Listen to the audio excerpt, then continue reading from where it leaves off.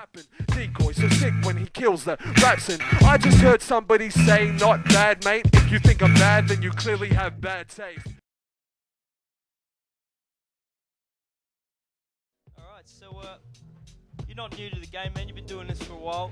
Yeah, man, I'm old. I'm like dinosaur years in this hip-hop game. It's, like, you know, I don't mean it like that, but you know, like, I did. No stranger to the local scene, man.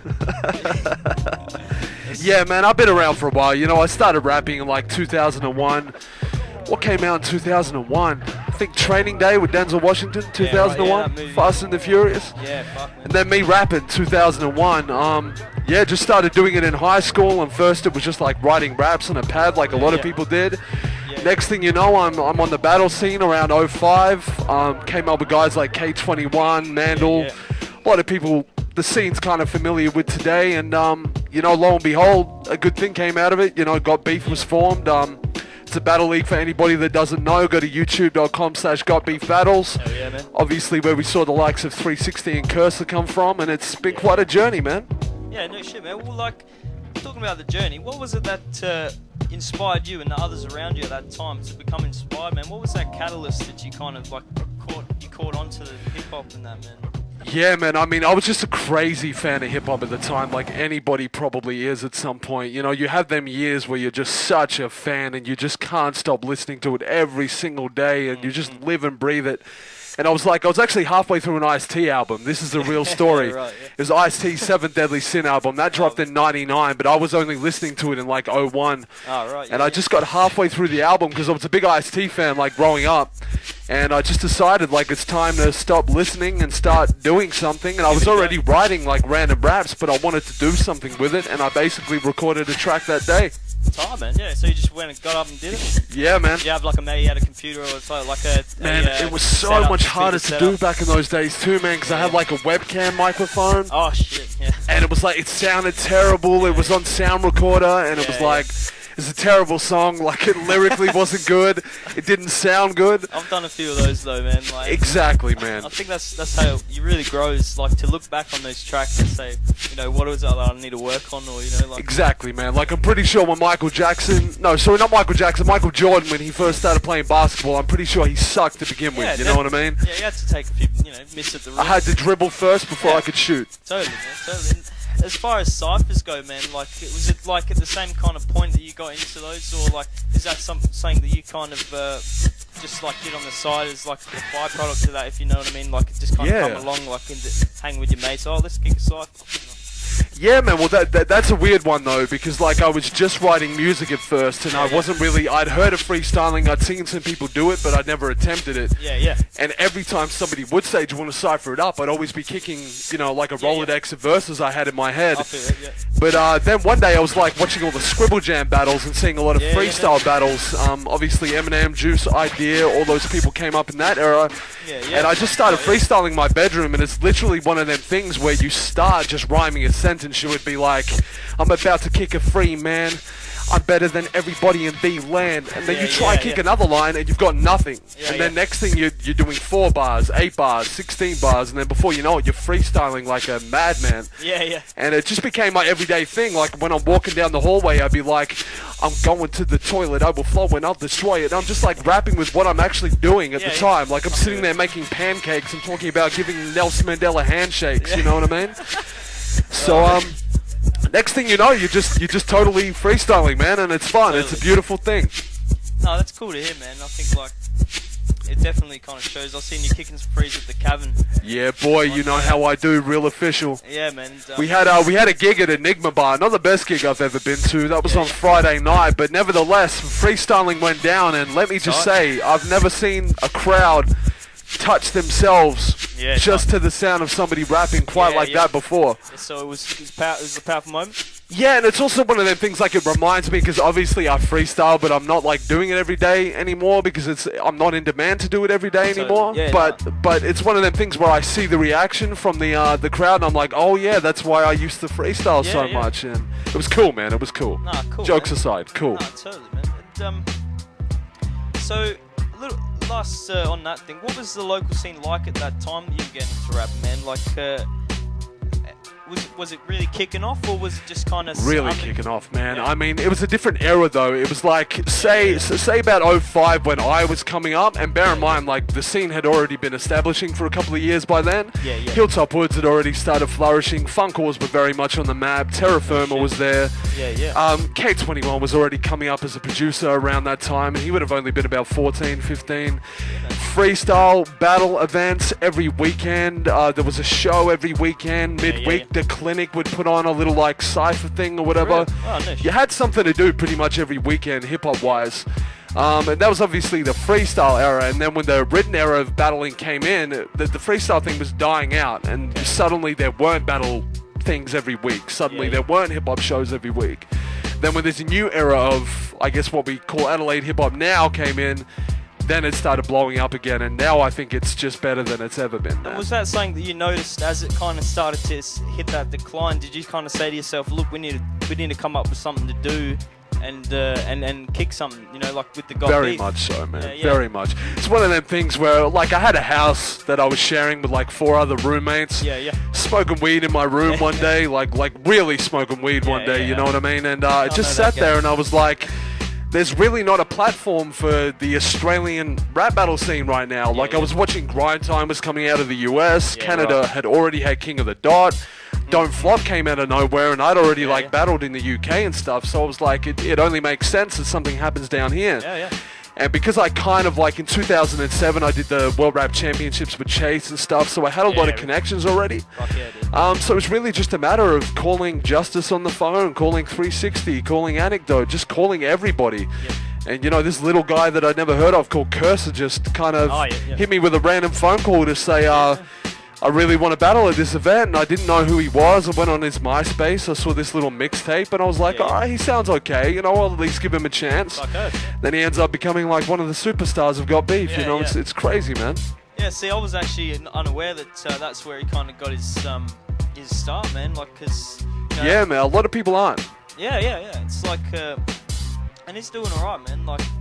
He's doing very well, man. I'm not particularly like I don't listen to his music on a daily basis, but I don't bag it out. You know what I mean? Like exactly, man. And I'm the same. You know, like I mean, Cursor as a person, always got time for him, always. But you know, I don't like all of his music, but you know, some of his tunes are good, and I understand why people like him too. Totally, man. Yeah, it's cool. Definitely, man. So having competed in those battles and, you know, Scribble Jam, stuff like that, being a part of those type of things going on, you know, how did you want your kind of league to stand out as compared to them, you know, like what were they doing that you wanted to do something, did you want to do something different or? Well, yeah, the one thing I knew is that when I brought Got Beef to Australia, I knew one thing I wanted to do is I didn't want to do it small. I didn't want to start gathering some local rappers and build up. I wanted to go, let's just hit Australia by storm right away. Let's bring 2-time World Rap Champion the Soros over here. Let's bring Madness. Let's bring Dirtbag down. Let's get Justice back in the ring. Let's, you know, call 360 and hopefully he's not playing video games in his mum's basement, you know what I mean? And next thing you know, we've got this big event that goes down, and I don't even think I was aware of how like big the event was. Like I knew we had some good rappers, but I didn't know the reaction was going to be so insane. But man, I just knew that we had to do it big. It had to mean something. The matchups had to have some kind of history behind them. And man, like it made a good event, and I don't think I was even prepared for like what was going to happen. It was crazy. Man. No, like, you know, I think it's just what Adelaide and Australia needs is something like that. You know, to give people man. Like something to aim for. You know, like I could go and say, you know, I'm going to practice my I'm gonna really focus on some battle rhymes, and I'm gonna take it to the hit you up and then say, yo, can I get a spot? You know, and it's like it's essential that people have that, you know. Because bro, and like a lot of the rappers that we have nowadays, like some of the guys that are everybody's favorites now, were just guys that sent me a video via email to try out. You know what I mean? Next thing they get a tryout battle, they smash it, and then next thing you know, they're battling international performers. You know, realize that potential and that there's something there for them. Because, you know, there's one thing with the Got Beef thing. You know, and as a performer, a big part I think of progressing and getting better is the stage game. You know what I mean? Definitely, dude. And I think Got Beef to me really emphasises that you know, the emphasis and the delivery of the rhymes rather than kind of relying on the beat to really hype it up, you know. And I think that's it's really it's tight to have that kind, you know, that format. Definitely, man, and the MCs need a platform too, because you got a lot of people that they're rapping good. Sometimes some of these people are getting thousands of views on YouTube. They're getting a lot of people playing their songs on SoundCloud or downloading their albums on Bandcamp, but they need to they want to jump to that next level, and it's kind of like, I don't know how I can give you like a perfect example. Like maybe Educate is a rapper that's come out of Port Pirie, and like he was getting thousands of views on the internet, had some free music out, but he wanted to just grab the fans by the balls, you know what I mean? Or if you're a female, the equivalent. And, you know, when he started blowing up and got beef, it's just sort of, you know, it gave him that extra platform. And next thing you know, he's opening for Cursor and he's, you know, performing on some big shows. It's great, man. I love it. Yeah, it's tight, man. Like, I mean, you've probably judged a fair few battles. I mean, not. I have, man. You know, but, you know, where would you say for us, an MC or an artist who's kind of at that stage, what would be a good place for them to focus or start kind of working at, you know, improving that stage game or even just confidence in So you're saying like if you're a rapper that's ready to enter the battle scene or something like in general, that? anyone who's at that kind of like, you know, just rapping in general? That stage in their endeavours where they're like, you know, I might try and take this here, but I don't know what I need to work on, you know. So what would you say would be a good place to start for them? Like a bit of advice for any cats watching who might be in that position, you know what I mean? Like, definitely, man. Well, thankfully nowadays, like when I was coming up, there was a lot of hip-hop shows and stuff like that, but you kind of had to be already on the inside to kind of get in there. Nowadays, thankfully, we have kind of nights for open mic sessions. We have nights where new people get put on. Like we have promoters that specifically put on shows for newcomers. My advice is just reach out to all the rappers, man. Like it sounds really simple, but social media is killing it nowadays. And just look, find as many rappers as possible. Search for Australian hip-hop or Adelaide hip-hop fan pages on Facebook. Go to ozhiphop.com. Connect with some of the rappers there, you know. Go to a local open mic and just see what happens, man. If you got a fresh verse in your head, spit the verse. See what happens. And you'll find 9 times out of 10, if you go around to the other rappers in the building, or if you even go up to the host or the DJ and say, hey, man, what did you think of my verse? First of all, they'll encourage you to a good degree if they're a good person, and they'll also say to you, good stuff, man, you just need to work on your mic technique, or good stuff, you just need to work on that delivery a little bit. And the only other advice, man, is if that you truly are passionate about this, if you've only just started rapping, don't jump straight into trying to do a freestyle battle on stage. Like, please take your time to get your craft down.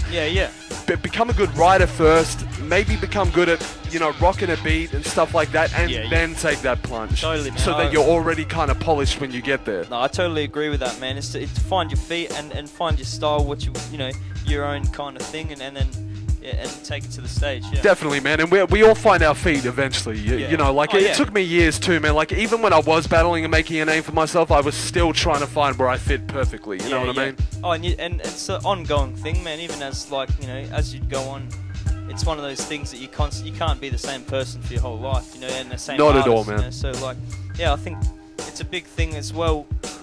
We were talking about this on the weekend, is to just let yourself be human as well, and exactly, not have to be perfect every time, you know. A mistake's fine, because a lot of hip hop kind of, it's like recording onto a reel-to-reel tape. It's alright to have a little bit of a blemish there, you know, because that's what makes man, it, exactly, you know exactly. I mean? If you don't make mistakes, you're really not going to move forward, man. Like, that's okay. Like, you've got to suck before you become good. I think I've given that example before. And, man, I still challenge myself to these days. You know, so I always will. So, moving on to, like, hip-hop at the Cavern. There was supposed to be a show on Friday. Is that going to be rescheduled? You're going to be putting those on? Because I'm actually really looking forward to getting down there. Cause, man. It seemed like a really good lineup and event that was planned. I'm reading some of the fan comments here. It's so funny. Man. You're exactly right, bro. June 21st is going to be the next stage of the Got Beef tournament. That's a 2-on-2 tournament where the 2-on-2 teams will progress to battle Immaculate and Thesaurus. The winners will get to battle the World Rap Champions, Immaculate and Thesaurus. Next round is June 21st at the Cavern. July 11th, we have a hip-hop showcase. That's going to be for beatboxing, freestyling, you know, underground performers. That's just going to be everything. And to anybody out there that's listening that is trying to get into the the hip-hop scene, that's probably going to be how you want to go right there. Exactly. Get amongst it, see what it's all about, and yeah, get up in there, meet some people, and yeah, man. Yeah. I think we got some fans on here that kind of want Decoy to freestyle as well. When's that going to happen? Oh, we got a beat right here if you want to lay something down.